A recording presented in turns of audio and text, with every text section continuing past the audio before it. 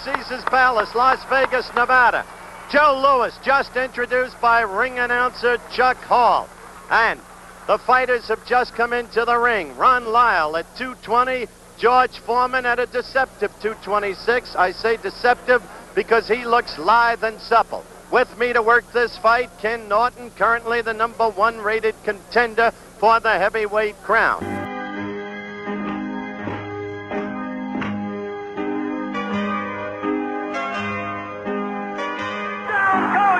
Down goes Frazier!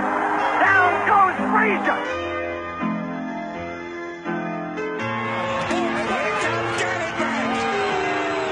This should be the round of the century. Look at Holyfield! What a warrior! If he weighs 205, his heart weighs about 204.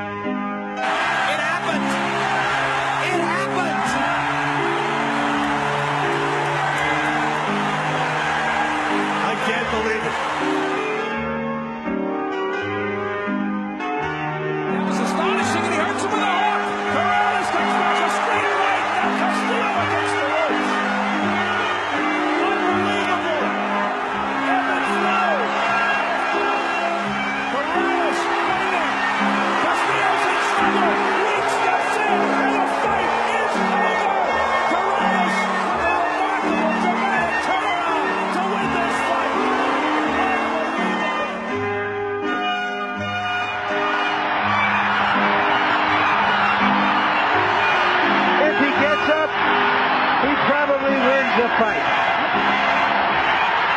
I can't believe it! Unbelievable! Richard Steele stopped the fight with fewer than 5 seconds to go. You're going to watch Lou Duva go crazy now. You're going to watch Lou Duva go absolutely berserk.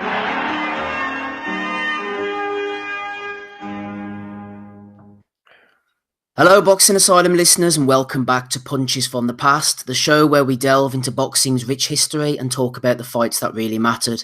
I'm Steve, and joining me on this call for a Season 2 special is Nuthouse stalwart Andy Patterson.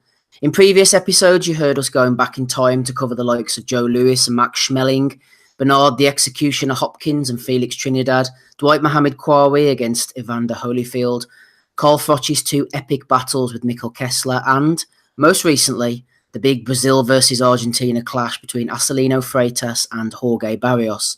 This time, we find ourselves travelling back to the 1970s and an open-air affair between 2 hard-hitting heavyweights from a golden era of boxing.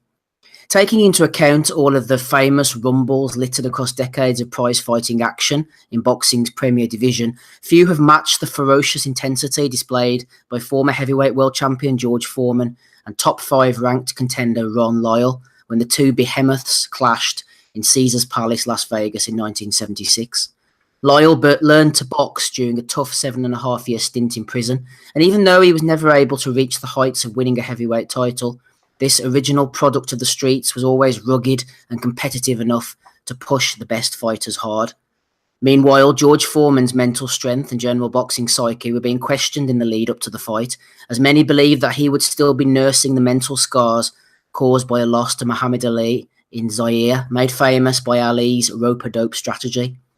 Working on the night for ABC television alongside Howard Cosell on the mic, #1 ranked heavyweight contender Ken Norton also questioned not only Foreman's mindset, but also his gas tank after he was unable to sustain the attacks against a wily, tactically astute Ali. Ken told you at the top of this telecast that what he wanted to see about George Foreman was whether or not he was mentally settled. No secret about it. Many have felt that Foreman's psyche was materially damaged by the disaster in Zaire of 15 months ago. As for Ron Lyle, question there will he be able to get to Foreman? Would Denver brawler Lyle be able to take advantage of these factors and send Foreman's career truly into freefall? It was undoubtedly a fantastic opportunity for Ron to announce himself on the world scene. Andy, given Ron Lyle's intensity of style and the circumstances as I laid out there concerning George Foreman's return after the Ali fight, Big George was certainly under pressure to perform here. He certainly was, mate. Just part of your intro, actually, when you're talking about, like you say, these behemoths going to action. I mean, when I was researching this, I came across some comments from an American sports writer called Red Smith, quite prominent back in the day. I think he was quoted as saying that he'd witnessed almost all of the heavyweight fights in the last 50 years. So at age 10 in 1915, he would just have seen the reign, or the end of the reign, sorry, of Jack Johnson. And he was actually quoted as saying that this fight was the most two-sided battle of heavyweights in recent memory. It really was that, actually. As you say, Foreman, I think, was a 5-1 favourite, even though, you just say, he'd been in the ring for 15 months fighting exhibition fights on one night in Toronto, five in total. He was really under pressure in this fight. I mean, just, if you look at his record, just coming off the Ali fight, then, he claimed that he got counted out too quick in the fight, and it wasn't going to stand up. It wasn't going to wash. So he ended up claiming that he was in drugged and stuff, and people just knew deep down that you beat off the better man. You shot your bolt. But to go in against a guy like Ron Lyle, I mean, if you look at the actual standoff between these two, just seconds before the bell, it was absolutely epic. You could hear Howard Cosell getting really pumped up for the fight. He was at a crescendo in round 4, which we'll get to, but we'll just mention this right now that this fight ended up becoming the 1976 fight of the year. Round 4, I think, was voted in 2001 as like the 6th most exciting round in history. As I say, it took exactly place 15 months after the Rumble in Jungle. As for Ron Lyle, I mean, this guy was a really, really bad dude. He spent 8 years in prison for a murder and a gang-related violence. In prison, he'd entered the boxing program, but just before he did, actually, Ron Lyle was not a man to stand down from anything. If somebody got in his face, he stood up to it, and he ended up getting shanked, as I say, in the prison system over there. Got stabbed and ended up on the operating theatre for something like, was it 5, 6, 7 hours? And he was I think he was at one point announced clinically dead, and then he was somehow brought back to life. Entered the prison program. As I say, he was actually I think he was tried under first-degree murder, actually, and the deputy district attorneys who were actually prosecuting the case were actually pushing for Lyle to get the death penalty. I think in the end he ended up getting the second-degree murder at the end of the day, but the conditions were so bad in that prison. Actually, at one point, a federal judge actually agreed it was absolute hellhole. Sewage coming up through the pipes. Murders were frequent. It wasn't porridge is how they do it over here, and that was a proper hard time he had to serve. Ron Lyle was saying in the prison he found problems all over the place, but after leaving prison, actually, even at age 28, he entered the amateur program. It only lasted 14 months, actually. Became national North American champion at heavyweight, and entered a kind of boxing league as well, which he became champion of as well. He wasn't I probably wouldn't say he was a great technical fighter as such, but he could punch, heart, determination. But without doubt, Steve, I think we could actually say without doubt that if he'd fought today, in today's era, he would definitely have to pick up a portion of the world heavyweight title, surely. Oh, he definitely would have done. I mean, I'm fascinated by the career of Ron Lyle. I've done quite a lot of research into him for various publications, and I do a lot of work with a publishing company over in America called Hannibal Boxing, and they're from in around the Boston area, but they're fascinated with Ron Lyle, and they get me looking into him. And I think there's a book, a revamped version of a book by Candace Toft coming out soon on Ron's life that had been put out before. But even though Lyle ultimately turned out to be a success story, as you said, his life could have been so much different. I mean, he found himself facing a hefty prison sentence in a really rough prison in Colorado after an altercation had led to the death of a hood rival. He ended up running the streets because even though he is now associated with Denver, and he's one of Denver's most famous boxing sons, he was actually born in Dayton, Ohio originally, in an America that was gripped by the ramifications of the Second World War. So things were generally tough as it was. And if it wasn't tough enough, Ron had 18 siblings, 18 siblings. I mean, he must have been fighting his way to the dinner table, if nothing else. And that's what happens with these hardened pugilists. They earn their stripes running the streets. Mom and dad are working their asses off. Ron ended up intermingling with gang life, as is often the story. On the public housing projects of Denver, that's where his father had moved them because of his working situation. That's where the work was, so they moved from Denver, Ohio. And I suppose losing your liberty is often a worst-case scenario, but the stint in prison actually shaped much of Ron's personality, I think, in a positive way. He accepted his fate, and it helped him turn his life around. And as you said, his time in prison would have been no bed of roses. I mean, the charges he received didn't look good on paper, and it was rough as hell, but the prison system seemed to sort him out. And he was a tough guy who managed to take his violence and his anger out in the ring, as has so often been the case. But he was a little bit. He wasn't the sharpened article even late on in his fights. I think he had flaws. His stamina maybe wasn't the best, but he was always a big puncher, always game as hell, very rough around the edges. You see in some of his earlier fights, he's thrown these really wild right hands. But as you said, Andy, if he was around today, he definitely would have won a version of the world title, you would imagine. That fight against Ali, if I'm right in saying off the top of my head, he was actually was he ahead on the scorecards? He was doing really well in that one anyway.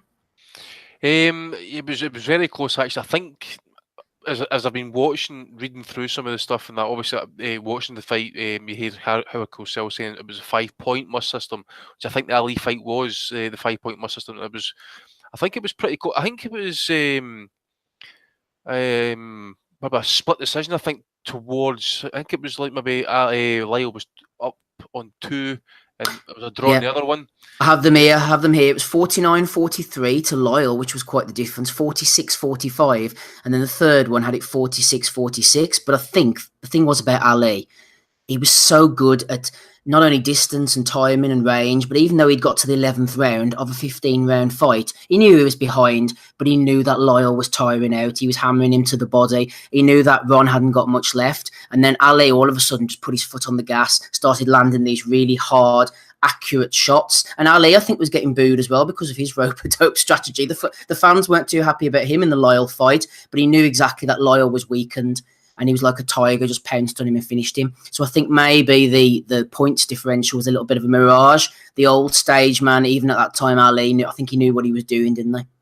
Yeah, he definitely did, mate. But at the same time as well, I think we've got to say about Ron Lyle as well as, the time in prison. Obviously he turned pro at 30. To actually get to where he got, as you say, at that time in that era of golden heavyweights in the 1970s, I think it spoke volumes as to how he was as a fighter. Maybe not technically refined as we said, but the wins going in actually, Vicente Rondon, I think he was a light heavyweight champ from Venezuela. He met Grissom. Steve, I think actually he'd be a guy for you to look into for one of these kind of punchers for the past. Actually, Vincent Rondon knocked him out in the second round. I think he'd maybe lost to Bob Foster at one point as well. Buster Mathis knocked him out. I think he'd actually retired Mathis after that fight as well.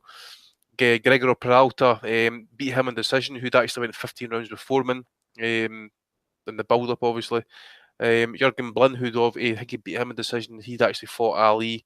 Bob Stallings was a decent one as well. He'd beat and dropped Ernie Shavers, who, by the way, we've also got to mention Oscar Bonavina and Jimmy Ellis. But going into the fight as well, as you remember that for Ron Lyle, losing to Jimmy Young and then Muhammad Ali, to go in with Ernie Shavers, of all people, one of the biggest punchers of all time in heavyweight, and knock him out in the 6th round, and then to fight Foreman right afterwards, you just don't see that nowadays. You certainly don't. When he was incarcerated, actually, it was well noted at the time that Lyle actually spoke of his desire to box Muhammad Ali. He really was something that he really wanted to do, and he realised the dream in 1975. And I think the Ali fight, just to tidy that up before we actually move on to the Foreman fight itself, I think it could be cited as an example of Lyle's stamina failing him at the vital moments. I mean, I have my little report in front of me, which I think is probably worth reading out. It said, fans have posthumously asked the question as to whether Lyle was always in premium shape throughout the biggest moments of his career. This accusation has occasionally been levelled at Ron over the years, and after a fast start against Ali, he did begin to fade down the stretch. But Ali, to his credit, as I mentioned, was covering up and landing sharp counters that would serve to weaken and deplete the Denver man. Ali's final flurry was contested by Lyle's corner, but in truth, he was slow to respond and unable for the most part to defend himself, as the greatest landed with chilling right hands and left hooks repeatedly, prompting the referee to rightly intervene. There was no question about the stoppage in my eyes. I mean, he would have been stopped a lot sooner these days. He was gone. The right hand, I remember one specific right hand that right at the point of the jaw, actually, it really did just shook him right up. I thought at that point that was it gone. It was that bad. It was.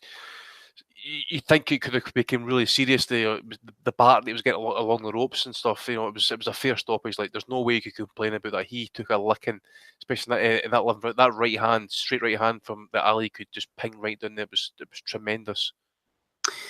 I think Ron definitely suffered from the sheer depth of the heavyweight division during his peak years. If he was around today with all these WBA trinkets, WBO trinkets, guys like Emmanuel Char and all these current heavyweights, Ron Lyle definitely would have won a title. I mean, compared to some of the eras we've witnessed since, including today, you could make a case for Ron winning titles and earning big paychecks with less in the way of stiff competition blocking his path. As you said, Who would fight him? Well, that's the thing. I mean, he had so many of these great fights, even against Foreman here, and there was like an NABF title on the line. He was having these epic battles, and there weren't even world titles on the line; just regional titles. I know. I mean, a guy who had to take the risks, to fight guys like Ernie Shavers and stuff. He was knocked down in the second round in that fight. Okay, Shavers was always a guy who was durability was probably questionable, but you don't fight guys like Jimmy Young. Okay, Jimmy Young wasn't a big hitter, but he was an awkward counter puncher. He could fight off the back foot. He was really awkward to look good against, and he got tooled. And then you just mentioned there against Ali, he got badly hurt in the 11th round. And to fight Shavers, and then to fight Foreman on the back of that, because you just knew if he beat Foreman, he was going to get that world title shot. It was. As we mentioned, Steve, we were going to do the Shavers fight for this episode, but we couldn't really get the good. Well, we couldn't get the commentary and stuff. That would have been a shame, but it would have been good to. Well, obviously we later emphasised it because it was a great fight, Shavers.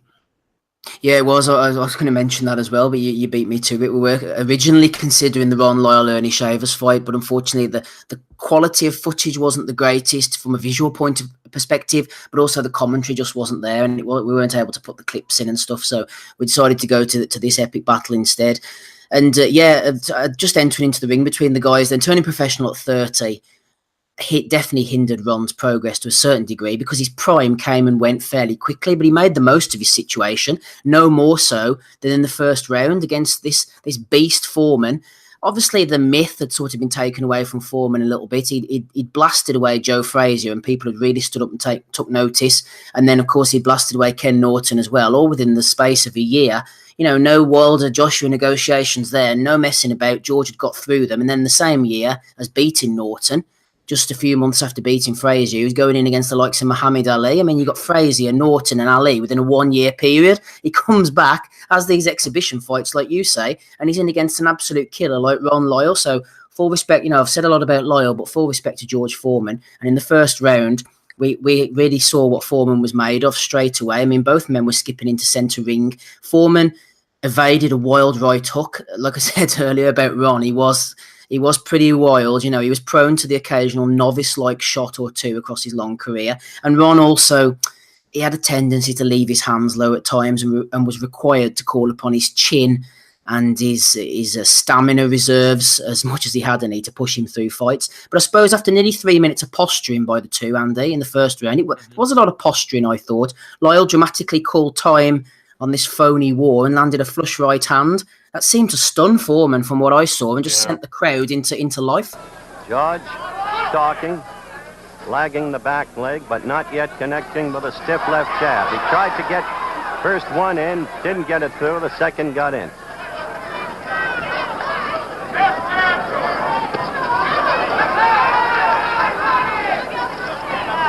I must say, Kenny, George appears to be in much better condition than in that abortive thing in Toronto last May against the 5 fighters. That's very true. He looks very good. He's using a very good jab. Very stiff, very Lyle got in a good left. George's face went back. Lyle has never been afraid of anybody. He doesn't know the meaning of the word fear. You know the Lyle story. 7.5 years in Colorado State prison. Yeah, it was kind of late in the round and stuff. You just wonder if maybe it landed maybe a minute to go. Could have fought because he went back to the corner kind of well shooken up a little bit. I mean, because he looked to hold when it landed. Definitely did wobble him. Lyle obviously maybe he maybe dived in just too quick, and maybe just that lack of refinement maybe just kind of hindered him a wee bit. But he just ran out of time. You could just see Foreman kind of slowly going back to the corner.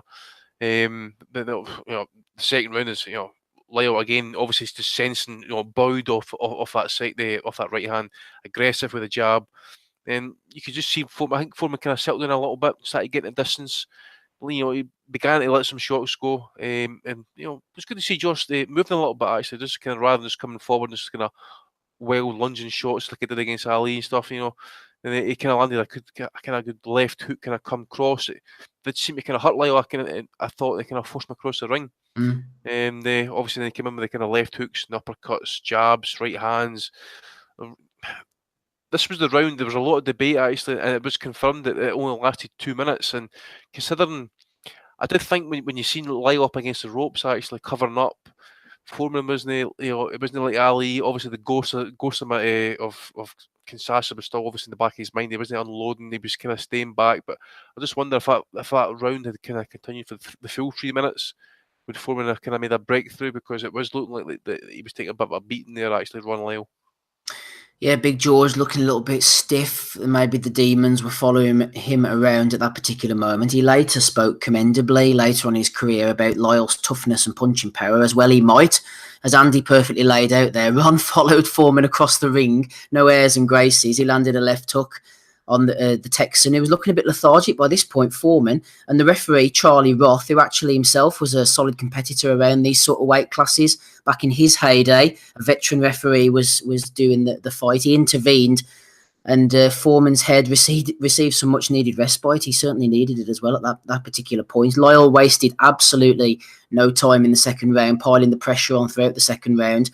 And like you said, even the aberration of a 2-minute round, which had Howard Cosell scurrying at ringside to try and find out whether it indeed had been a 2-minute round, it couldn't quell the ambition of Lyle. He just repeatedly found a way behind Foreman's vaunted left jab. And even though George was able to pin Lyle against the ropes towards the end of that round and let loose with some thumping left and rights, I mean, Foreman's trainer, Gil Clancy, you could hear him, Andy, from ringside clearly shouting, "You've got to hook to the body, George. You've got to hook to the body." Gil was really getting a little bit exasperated in that 2-minute round. It was the first fight together as well, actually. I think it was anyway. I think as part of his comeback, obviously his first fight in 15 months, as we mentioned. It was his first fight at Gil Clancy in the corner. Obviously, Gil had worked with the great Emil Griffiths, and I think he'd actually brought in the ex-Cuban fighter, Kid Rapides, who'd actually went 14, 17 and 2. No great as a pro, but he'd worked with like great fighters like Jose Napoles, Sugar Ramos, and Baby Luis, who'd actually lost to Howard Winston as well. So, good experienced cornerman, and you could, as you say, if you actually watch the tape in that round, you actually hear Gil actually saying "hook to the body."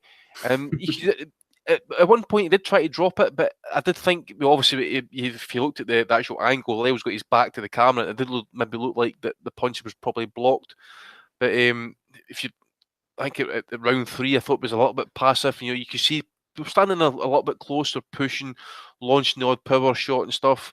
I was starting to kind of warm up a little bit again in that, but I think Steve would just jump right to round 4. I mean, I really don't know how we're going to break this down, because I think that the best way we could probably just describe it really is you had two guys simply just forgot everything about strategy, anything about technique, all about fundamentals was absolutely forgotten. Fundamentals wasn't even taught in this fight. There was no defence, and they just decided in round 4, you know what, let's just punch lumps of meat at each other, and it just launched away. I mean, Christ, how do we start this round 4? How do we describe it? Kenny, you're right. He's been using that right beautifully over Foreman's left. That is very effective. And Howard, we just found out for sure that the second round was only 2 minutes long. That's correct. Chet Forty, our producer, retimed the second round. In our truck, Lyle all over. Lyle has Foreman in trouble. Foreman is down. It started with a right, then a left. Foreman looking over here. Lyle to the neutral corner.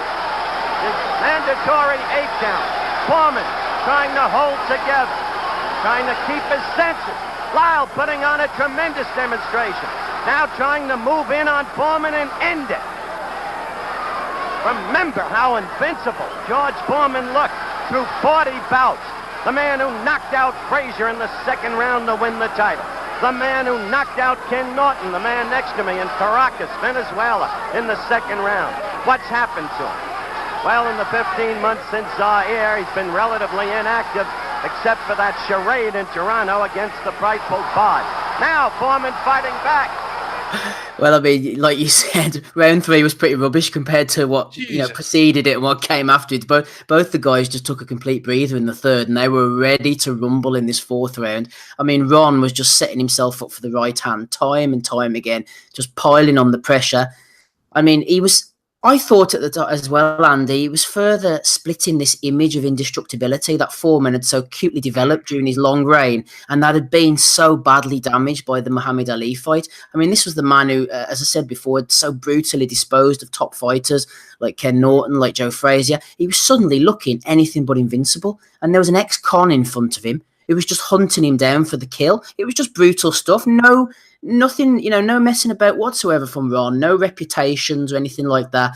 But George, I tell you what, set of balls, man. After that rocky start, he just struck straight back, didn't he? It was just one of the great boxing exchanges in heavyweight history. Yes, maybe we'd mentioned the excuses that he made for losing to Ali. Nobody was buying it. After the fight, the quote was simple. Was when Lyle floored me, the first thing I thought in my mind was, what are you going to do now, George? He's knocked you down. What are you going to do? You're hurt. You're going to get up. What are you going to do? So he decides to get up. So I said, I'm going to get up, and you just basically have to kill me. And round 4, Jesus Christ! I mean, it was a right uppercut, right hand, left hook sent Foreman right across the ring.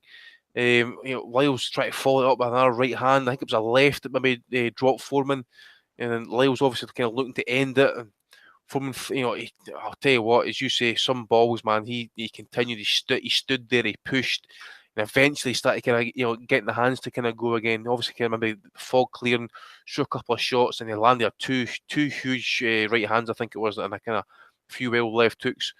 And he's kind of following up with kind of another couple of left hands and stuff, and he followed up with another right hand that dropped Lyle kind of heavily, and you could just hear Cosell actually, obviously before Foreman being dropped and Foreman coming back. I thought if you listen to commentary, I think Cosell actually kind of, if you look at it, Foreman actually landed the better shots. I think Cosell actually kind of gave Lyle a wee bit more credit for the shots, for one shot that he landed to actual Foreman's 3 or 4. And then the actual flip around as to how the fight just kind of spun around. Foreman's down and Cosell's absolutely going crazy. I forget the actual words that he came out with, but he was just absolutely going mental. Norton couldn't believe what was happening as well. And Cosell, who was criticised often throughout his career for maybe not even so much as being a boxing fan at times, people criticised him, but he definitely got into this one, no doubt. Oh, aye. I mean, obviously as well, he was invested as well when Foreman beat Frazier. He couldn't believe it when Frazier got knocked down in the first round. Couldn't believe it. And again, Lyle gets up and he's ready to go, man. He's bouncing on his toes. He's, he covers up the ropes and that as well. Foreman, again, we mentioned the ghosts against Ali. He's obviously, he didn't feel like he kind of want to unload until he kind of found an angle to land numerous left hooks and that. Then with 10 seconds left, Lyle landed a right, then a left hook, then a right uppercut, then a left hook. It was just absolutely, I think it was, he rocked Foreman again, and then the clinch, and it was, I'm actually getting hyperventilating here just thinking about this. Lyle landed a kind of evil right uppercut, then a left hook. Then Foreman comes back with another left hook, and he's countered that with a right hand. Then he drops Foreman. I mean, you actually see Foreman getting dropped for the second time, and just towards the end of that round, it was like Foreman fell for a third-story window, and he landed square in his face. And it was like he wasn't going to get up. It looks like he was knocked out. Looks like when that right hand landed, there was no way George Foreman was going to get up back on his feet. The way he fell down, there was like, that's it, it's over. But he got up. As you say, mate, some set of balls stick up off of that. How he could come back to his corner like that. What a state he was in. What a state. Yeah, in round 4, I mean, it was just proving to be a battle of will rather than skill, and the man with the biggest heart and the greatest accuracy but would be the one to prevail. Lyle had a reputation for his physical strength, but it was Foreman's power that he just remained from first bell till last, as he showed later on in his career. He always had the equaliser, and at this point I felt as well that Ron's technical limitations were starting to show a little bit. His porous defence began to leak, and he was placed heavily on his back, as you said, from a Foreman barrage. Foreman really popping away at Lyle, in his corner, were imploring their man to assault the body, bring Lyle's hands down. But George, he just had little time to think about much of anything, because Lyle exploded back with a punch-perfect left hook that then shook Foreman, sent him stumbling back. Right hands were coming in, Foreman was down again. He beat the count, made it back to his corner, God knows how. as Andy rightly laid out. And I mean, we're going into round 5 now. It's not going to be lasting for too much longer, everybody listening at home. As we always say to you, just go and watch the fight. I mean, we talk about it, but we can't really do it justice. You have to actually go and just watch the fight itself. It was mayhem. It was pure mayhem. And the crowd were loving it too, weren't they? Oh, what? I mean, as I mentioned, George Foreman was booed. You need to remember, because Foreman coming up through the ranks, and that he was the one before he won the Olympic medal, and that he was the one that was training with Sonny Liston. Sonny Liston was obviously the bad guy, he had the bad reputation. Foreman was the kind of grumbling, growling, big punching, destroying heavyweight, and that. Nobody liked him. He got booed. There was no way after this fight you could not help but respect him, because both of them, they must have come out, their legs must have been shaking like mad. They were heaving. They wanted to be, they just wanted to go to bed probably. 5th round, it was just incredible. It was just, you should say it was just became a battle of attrition. Good right uppercut by Lyle. Foreman again in trouble. You see him falling forward onto Lyle.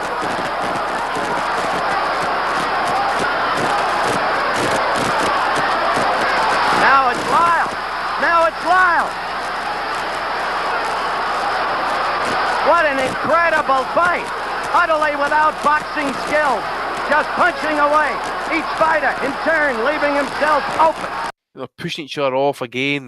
They're landing left uppercuts and hooks. And strength for strength, wasn't it, stuff? I think Foreman even got staggered again, just like started around in the 5th. And he's kind of lumbering a wee bit, and Lyle's landing huge left hooks, and Foreman's attempting to respond, and Lyle's coming back, and it was just incredible. It was just centre ring. Lyle's kind of like more uppercuts, and Foreman's landing the big long right hands, and I think it was the long right hand that actually kind of ended up hurting Lyle and pushed him back to the corner. And there was jabs, right hands, and I don't know about you, Steve, but it reminded me a little bit of like Griffiths against Parrett. The third fight in the corner, and Foreman just unloading shots. I don't know how many punches he threw. It was just like, he's got him in the corner, he's got him hurt.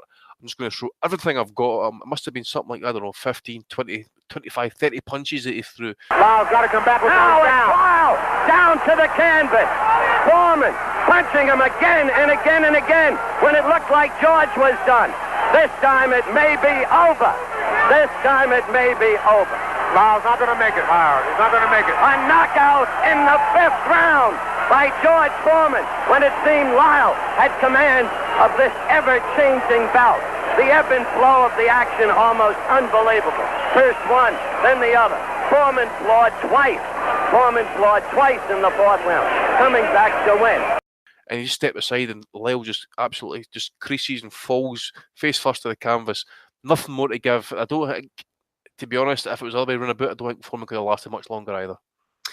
I wouldn't have thought so. Round 5, referee Mr. Roth split the twosome as they grappled, grabbed each other on the inside, trying to gain some ground, trying to work on punching leverage. And then Lyle found a home in this 5th round for his left hooks, looping right hand. Foreman was hurt again, desperately scrambling to regain his senses, hands swaying around his waist, head fluttering in the wind. Foreman seemed close to going out on his shield. As Andy said, he mustered up a series of hard blows to push back a clearly lethargic Lyle. Lyle was bollocks by this point. And he took control of the fight now, Foreman. And George Foreman, for all his faults, he was always a devastating finisher. He was in no mood for letting Ron Lyle off the hook this time. The crowd rose to their feet as they might out of their chairs. Lyle was staggering against the ropes. Foreman closed in, peppered his stricken foe with every shot in the book. You could hear people shouting at ringside, actually, stop it. And I was thinking to myself, yeah, it has to be stopped now.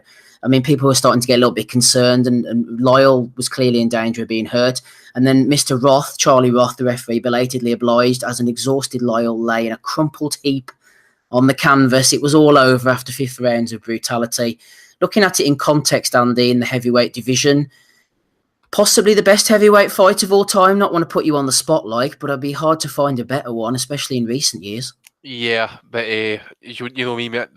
For me, the greatest heavyweight in history is Thriller Manila. For me, but yeah, definitely up there. I mean, I think it's a future episode. Actually, just maybe pick the greatest, or maybe just give us the Nuthouse top 10 heavyweight fights of all time. But it would definitely be in my top 5.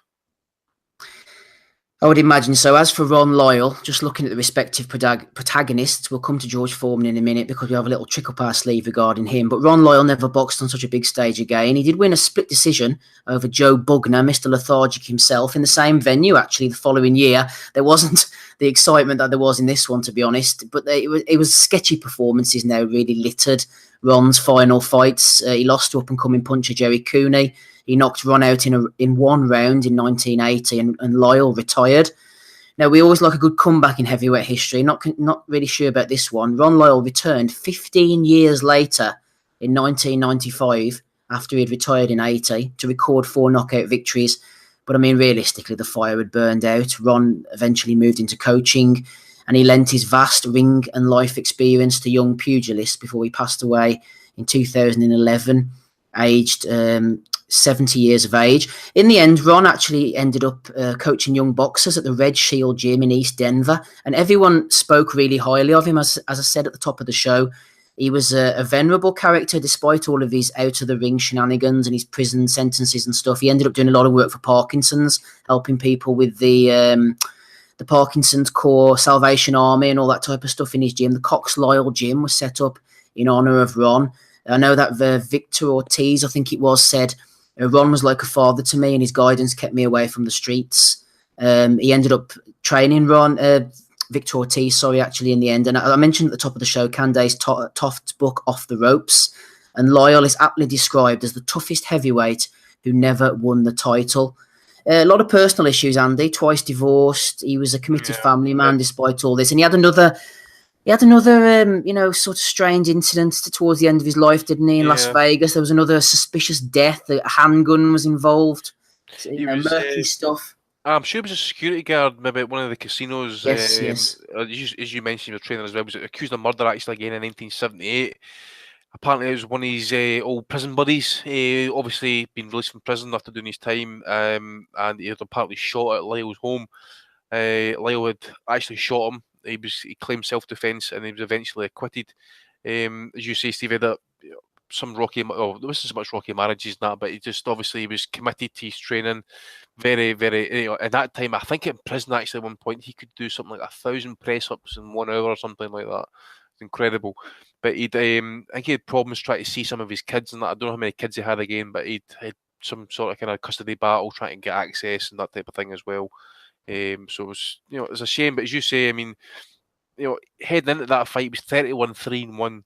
One of the most feared fighters, one of the most baddest dudes you can imagine at heavyweight. I mean, gang violence, a guy who in the back down, he got stabbed in prison, was pronounced dead, brought back to life, and he fights himself way up to to a world title shot. He basically fought for the world title, and just comes up short. And it was a shame because without doubt, in this era, he was an outstanding, borderline great heavyweight fighter, in my opinion. He certainly was. Good old Ron. Yeah, I mentioned the Cooney fight and all those other ones. As for George Foreman, Andy, we're going to be going on to talking about the second incarnation of his career. Obviously, he retired. We're going to be looking at Mora, Holyfield and all that in a future episode of Punches from the Past. Really we decided to do that, didn't we, to do it justice, because you couldn't just gloss over George's great comeback or the George Foreman grills. Definitely, mate. I mean, I think it's only fair because... a 10-year gap, and the fact is he created history as well. So I think it's only fair that we can maybe take this discussion of Foreman's career. Actually, we'll take it up to the Jimmy Young fight. Obviously, he came back and he beat by this point blind in one eye, physically shot Joe Frazier, who simply just couldn't get the shots off. He just it was a shadow of his former self. And then he beat Pedro Augustus and John Dennis, and then I think he'd underestimated the heat, I suppose, on top of the TV lights in San Juan, Puerto Rico, when he fought Jimmy Young. Rumour is that he was stood to have made $13 million on a Ali rematch if he'd beat Jimmy Young. As it turned out, Young basically killed his dream. Twice he'd cornered Young for the kill in the 3rd and the 7th rounds, and each time he relented, he backed off. He couldn't finish a job.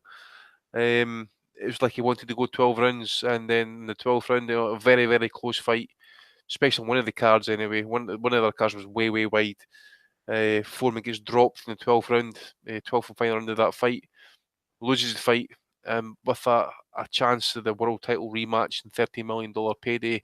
Decides to retire after seeing God apparently in the dressing room, and the stage was set. He would go away and become I think he was a preacher of some sort. I think he was looking at a few. I think he said that he looked at a few. He investigated Islam and Buddhism and Christianity, and he kept searching for one person and to give him an answer, so to speak. And he thought he'd find him in Africa, and he met some great leaders and that. He even kept a Bible under his bed in Zaire and that. He says, but yeah, it's just in the end, he went away and gave all this stuff to the church, and he would give out millions and millions of dollars, and that would be part of his return as well to come back and fight for the world heavyweight title again. George Foreman found God. We haven't quite got that for you here, but we've got the next best thing. Delighted to have Donny Baseball, American boxing expert, on the call. We're talking Ron Lyle against George Foreman. Donny, if you want to jump in and give us your 2 pence worth, you're most welcome. Well, thank you, Steve. I did see that we were doing this discussion today just a few minutes ago, so sorry for not coming earlier. One of my favorite fights of all time. I'd like to tell you that there was some sort of subtle, understated science as to what was going on in that ring that night, or actually, I believe that afternoon. But I would be lying to you. That was just a straight up slugfest. It was man against man in there, and one guy was gonna fall. To me, it almost makes Gotti and Ward look like the sweet science. I mean, these guys were just two huge men just unloading bombs on one another. One of the greatest seesaw fights, I think, of all time in terms of the shifts in momentum and how many shifts in momentum happen in such quick succession.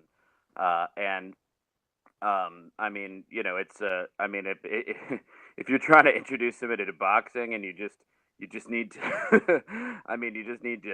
to give them, absolute pure action that they could appreciate. It's not a bad introduction for a casual fan, because for the casual fan, I think, boxing is about violence. It's about people swinging with everything they have to try to knock the other guy out. And I don't think any fight is more palpably violent than this one. I think it epitomizes what the sort of blood and guts character of the sport. When somebody's floored, do they dig down and come back with more, or do they crumple? Neither one of them really crumpled. I mean, the amount of heart in there was just was unbelievable. Either man had to be satisfied with the result in that fight, because he had to know that he was beaten by somebody who really wanted it. Foreman Lyle, anybody who hasn't seen it, it's not a very long fight. It's obviously action-packed and probably one of the most exciting fights you'll ever see. So obviously you could watch it over and over. It's great. Donny, we were mentioning, obviously we all know what happened to George Foreman before and after the fight, but Ron Lyle may be a slightly less known character, a bit of a strange character outside of the ring. And in this current era, we were saying Ron Lyle would definitely win a world title. What's your thoughts on the two protagonists in a wider point away from this fight, both before and after the fight, about what they both achieved and so on? Well, what do they both achieve? I mean, look, the thing about Lyle is, and as you just alluded to, you said he would probably be a champion in another era. I agree. I think that's also true. And I think that what makes the 70s a particularly great time in for the heavyweight division is the quality and the number of really, really solid B+, A- gatekeepers, right? And it wasn't just that you had Foreman and Ali and Frazier, but you also had guys like Oscar Bonavena, Lyle, Shavers, the list goes on. But I'm just, in other words, these were really, really solid guys, and you had to go through a gauntlet to, in order if you wanted a shot at the title. Whereas today, you see basically guys, well, more so in the Klitschko era, but they would kind of deck each other and avoid each other, and wait around for their title shot. Um, and like back in the day, you had to go through some real tough customers. In terms of what they achieved, I mean, I think that is Lyle's achievement. Obviously, he was never a champion, but he was a really, really solid fighter, and perhaps I think the greatest achievement for him was the redemption of his life. He was in prison, I think, for I mean, he was accused of and was convicted of murdering somebody, wasn't he? Yeah, he did about 7.5 years. We were saying at the top of the show, yeah. Yeah, and in prison he found boxing, and I mean, I take it that whatever that happened, he was a very young man, and he turned his life around. Uh, I mean, that's one of a great redemptive story. You see a lot of those in boxing, but that's a guy that I think in the modern day, a lot of the prison boxing programs in the United States are suffering. Whenever there's a riot or whatever, they always want to take away the privileges of the prisoners, so the sports programs are the first to go. And then, then there's budget cuts, and then of course you got, your liberals that come in there and they say, oh well, we don't want to be promoting violence among people who already have a disposition to violence and things like that, as if they wouldn't encounter that sort of thing on the street anyways. But and so basically, I mean, prison boxing actually has saved a lot of lives, and Lyle was one of them. And so I guess his greatest achievement was, simply overcoming a life that might have been written off in another era, such as the present. And that obviously is more important than anything he's ever done in the ring. As for Foreman, Andy just alluded to, obviously a big win for him. He obviously has this, a win in one of the greatest classic slugfests of all time, and that's a notch in his belt. In addition, as Andy was also saying, as I came onto the program, he missed out when he lost to Jimmy Young. He missed out on that Big Ali rematch, but maybe it's almost kind of good that he did, because if he had made that 30 million, would he have decided to make, of course, the epic comeback in his 40s, and challenge for and ultimately win the heavyweight title again, which is, one of the greatest achievements in the history of the sport, really, in my opinion. So, I mean, maybe it's kind of good that his career went along the trajectory that it did, because it allowed for that, that epic comeback after 10 years out of the ring, when everybody wrote him off and thought he was a joke. And, lo and behold, he won back the heavyweight title at, was it 45 or 46? So, I mean, it was, I mean, honestly, both men have a lot to be proud of. And this was a great fight between two deserving fighters who, like, especially with Lyle, would have been a champion in any era. So, you can't say enough good things about this matchup. Yeah, well said, Donny. Final summation from you, Andy? Just as we keep saying with these shows, mate. Watch this fight. We tried our best to try and explain round 4. I was getting a bit kind of hyperventilate trying to explain it to you guys. When you read books, for example, I just finished reading Emil Griffiths' book, for example, and even though Don McRae's probably peerless and stuff, when you read it or when you try to explain it to someone, I don't think you can really get a good proper picture, really, unless you watch it. And you go to watch this fight, you go to watch round 4. As Donny says, as I says at the top of the show, and that probably the best way to describe it is you had two, or as Red Smith says actually, it was probably the most two-way battle of heavyweights in recent history at that point. Just two guys just punching slabs of meat off each other, probably giving each other CTE as a lifelong memento of the fight as well. Incredible fight. They left a lot in the ring there that night, and you can only be humble actually just kind of watching it sometimes. And I hate using that word, but it's true. Yeah, George Foreman's record speaks for itself. The guy achieved so much in 2 runs at the heavyweight title that just spanned decades. Ron Lyle ended his career in less auspicious circumstances, but that's not to say that he failed to leave an indelible mark on the heavyweight division with his wars against the likes of Ernie Shavers and losing to Muhammad Ali, which was no disgrace, especially given the fact that he was ahead on 2 of the cards at the time of the stoppage. but this was the only time he contested any version of the world titles. We will, however, always remember Ron Lyle for his epic 1976 fight with George Foreman. Hopefully we did it justice, but to be truly appreciated, this fight must be seen in its rawest form. Go and look it up on YouTube, or the best quality version you can possibly find. I've been Steve Wellings. Thank you to Andy Patterson and to Donny Baseball for joining us, and thanks to you all for listening. Bye.